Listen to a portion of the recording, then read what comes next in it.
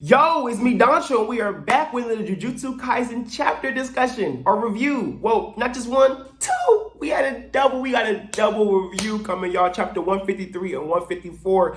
I'm so sorry I couldn't get to you guys originally. 153 dropped. I wanted to, but as you guys know, if you've been keeping with the channel, I'm finished moving into a new space, as you guys can tell, and I'm just getting a whole bunch of stuff situated, and the hideout's changing, venues changing things, and we get ready to do a whole bunch of cool and awesome things, and I hope you guys are ready to tune in. But that's a whole other video, a whole other discussion for another time, and if you guys have been paying attention to my live streams, you already know what's going on. But anyway, like I said, we are here to talk about chapters 153 and 154 Jujutsu Kaisen. I'm going to get through these chapters pretty quickly. I don't want this video to be too long. And I want to just, 153, everybody already done said everything they really could say about 153. So really 154 is the highlight of today's video. But before we get into it, as I always got to say, if you guys like this content, make sure you hit that like button. Make sure you hit the subscribe button and the bell icon. This is your first time here at the Hideout. And thank you so much and welcome. Make sure you leave comments below about how you feel about the video. And if you haven't joined the John Dontro's Hideout Discord yet, you got to make sure you do that. We have a lot of fun there, you guys. You got to go check that out. We be chilling in there. We be hanging. We be doing our thing. You know what I'm saying? If you be missing the fun, come join in. We need it. You know what I'm saying? I love when people come in and join the Hideout. But before we get into all this Hakari greatness, Megumi greatness, Yuji greatness, Kirara greatness, Panda greatness, intro.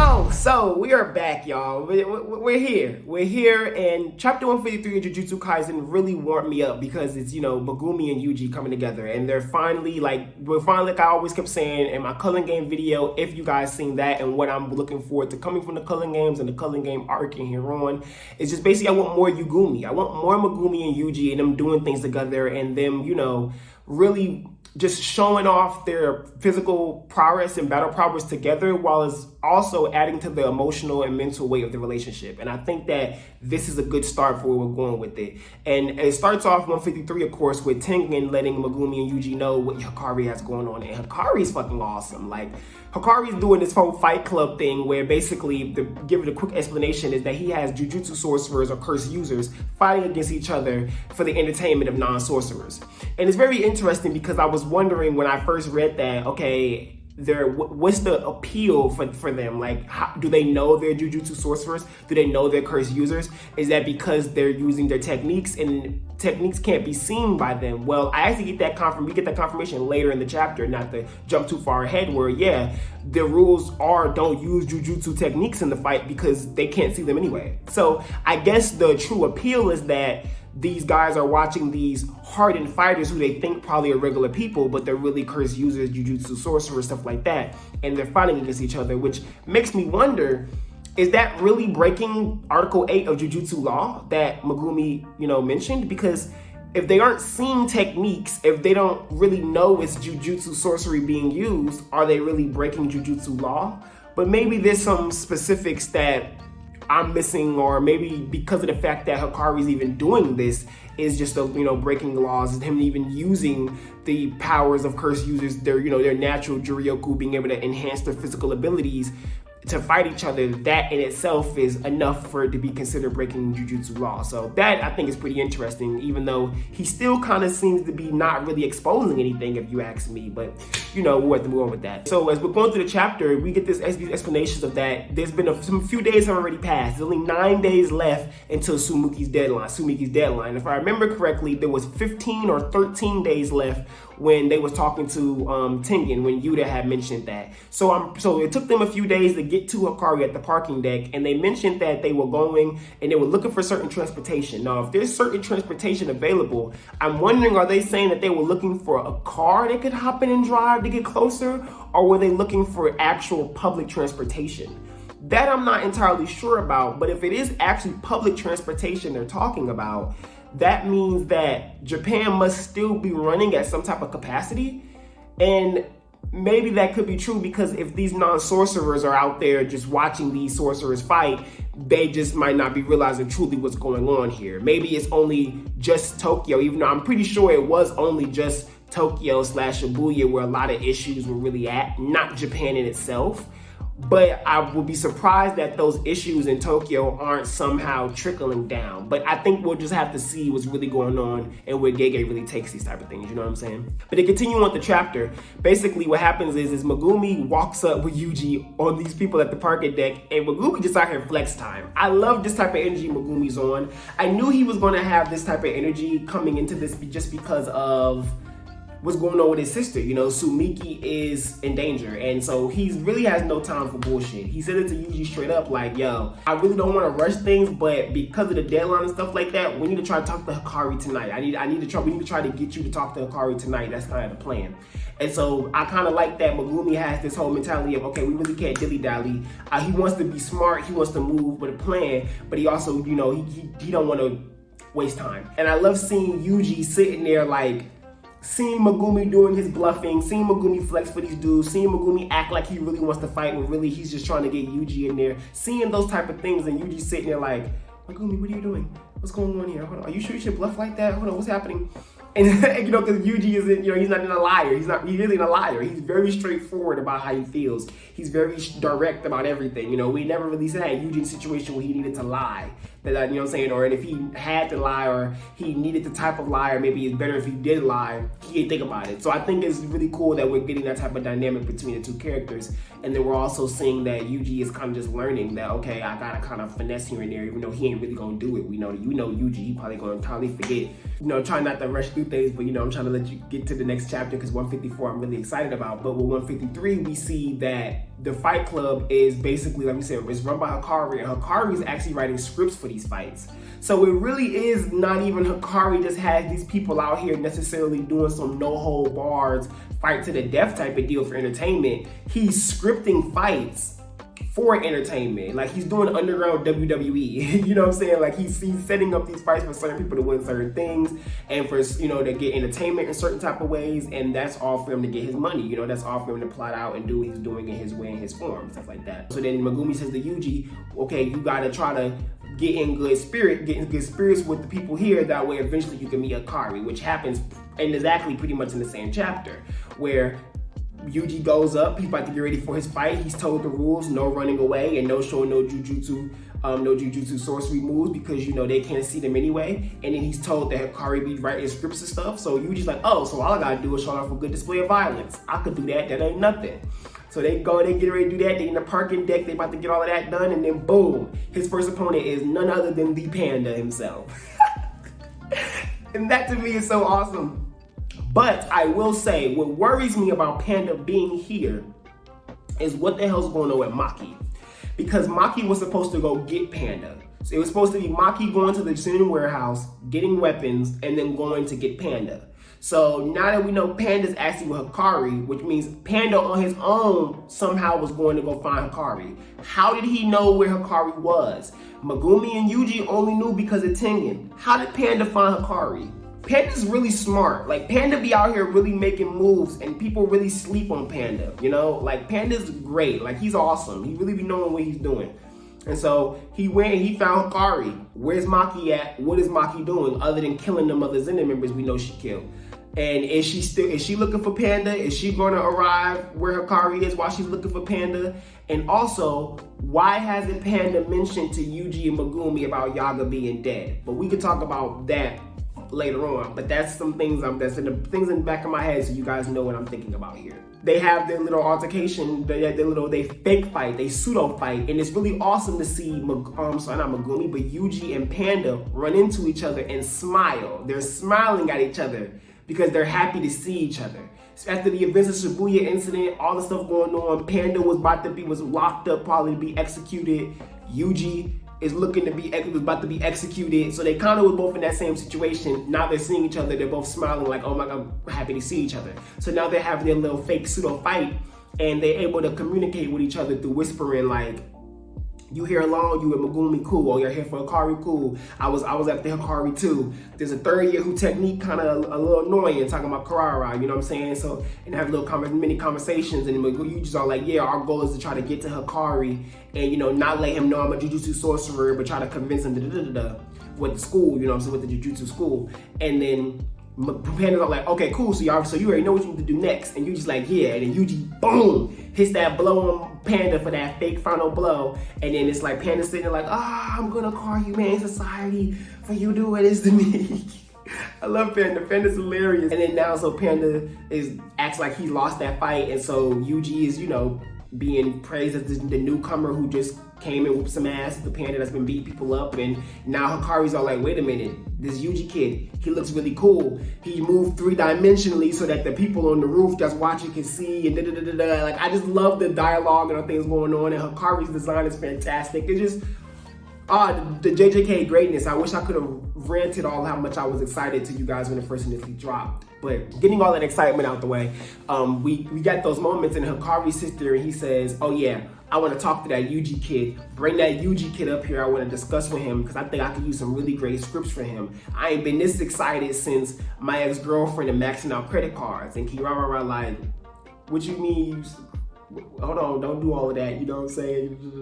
And then, Megumi at the same time is sneaking around in people's shadows trying to see what's going on. And Hikari's like, oh, that other brat, Kirara, will check on that. So I'm over here like, oh, cool, we're going to get a Kirara, Megumi, maybe a little matchup. But leading on to chapter 154, that's not exactly what happens.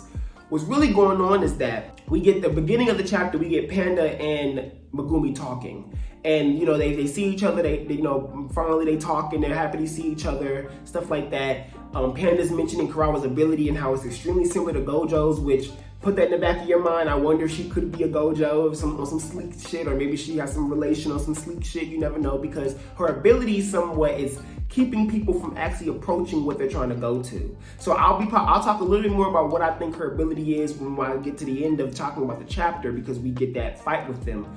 But I do think Gege has a really cool concept going on here, and we're gonna get to that. But like Panda was saying, it technically really kept similar to Gojo's, where he was getting close, but he wasn't getting close. So then he's like, okay, cool, this thing is holding me up. So instead of just leaving, you know what I'm saying, or something like that happening, he's staying there and acting like a regular bear, that way Hikari stays, because he knows him being a panda, a fighting panda, doing all this other stuff, is gonna bring a lot of attention, and of course that means Hikari gonna get more money. So that's keeping Hikari around. Like I said, Panda is very smart. He's thinking very 5D. He trying to, he playing chess.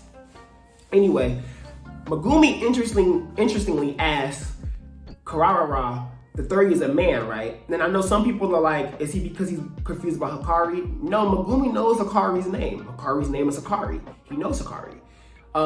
I believe that Kirara is probably transgender. And what's really going on here is that Akutami is showing us that they're transgender. And that because Kirara is a unisex name, but specifically the kanji used for Kirara and JJK, if I'm correct, is feminine. And it means like a glitter, a powder, and her last name means star. I think that's Gege trying to play with Stardust, using the names glitter, powder, star, Stardust. That's kind of how I feel with that, going with that. And so her ability is going to have something to do with that, and the stars in her eyes, stuff like that. Now, with the whole man thing, the name Kirara is clearly feminine off to Megumi, and Megumi's like, and as you can tell, Megumi thinks of stuff like that, because Megumi said himself about his own name, my father named me Megumi, not knowing if I was going to be a boy or a girl. And Megumi is a girl name. So he's probably like, Karara, that's a feminine name. I thought this was supposed to be a male, a man, a boy. And Panda's like, yeah, it is a boy. So Kirara's probably trans. Simple. A lot of people was trying to overcomplicate that. I'm seeing YouTubers overcomplicate that. It's just simply that simple. And then continuing on, they basically talk about their plan. If Yuji goes in there and he's talking to Hikari, 9 times out of 10, he's going to be his regular charming self. He's not really going to lie.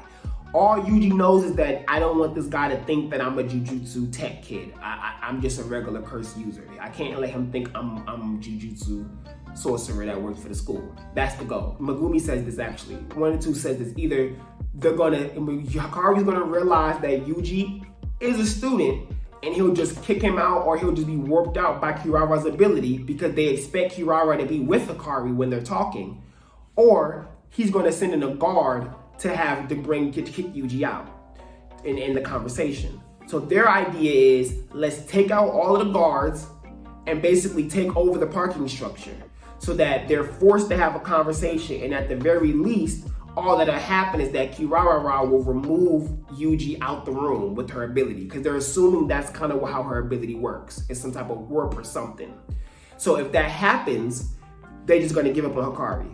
There's no point in even trying to get with him, which I think is really awesome that they're not making it we need Hikari. It's more so it would be nice if we had him, but if we don't have him, we don't have him. That's just what it is. I think he's going to join just because why wouldn't he? Not on some like he's going to help them, but how else are we going to see Hikari in action if he decides not to join?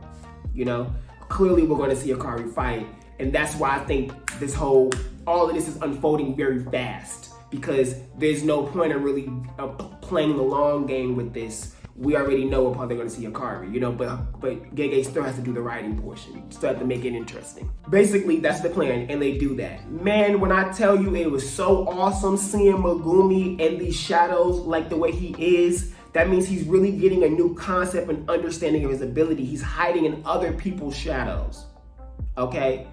It could turn into a point where Megumi might even be able to hide weapons in other people's shadows. And so he may even be able to tell Maki, yo, just use your shadow, reach down and pull a weapon out. Yuji, I threw a weapon in your shadow. Grab it out your shadow real quick. Panda, I threw a weapon in your shadow. Grab it out your shadow.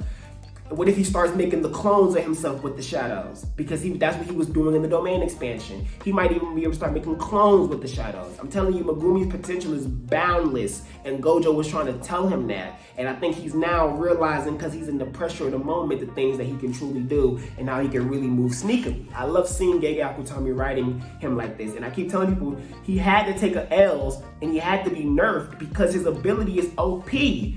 He had to be. He's basically another Gojo when you really think about it. And that's why Gojo made that reference of the two people, the people who were just like them from the past, killing each other, because they're so similar. And then so you seeing Megumi knock out all these people, going hard, dude, it's just really awesome. They're not killing people, they're just knocking people out. And then Panda, even him sitting there with the tire. I don't know if you've ever seen that gif, but there is a gif of a panda playing with a tire that's like a viral thing. So I think that's what Gege is referring to. So like Panda's playing with the tire and stuff like that.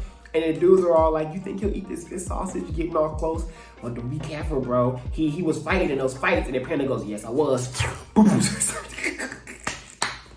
They start beating their ass, beating them up. He knocks them out. Megumi and Panda, they meet on the roof. And Panda's singing like, where's your girl? And Megumi's like, yo, what's up, Panda? Okay, we got everything gonna be all right. Panda's like, yeah, don't worry about it, bro. Like, we knocked them all out. We did it within, without the camera seeing. We good.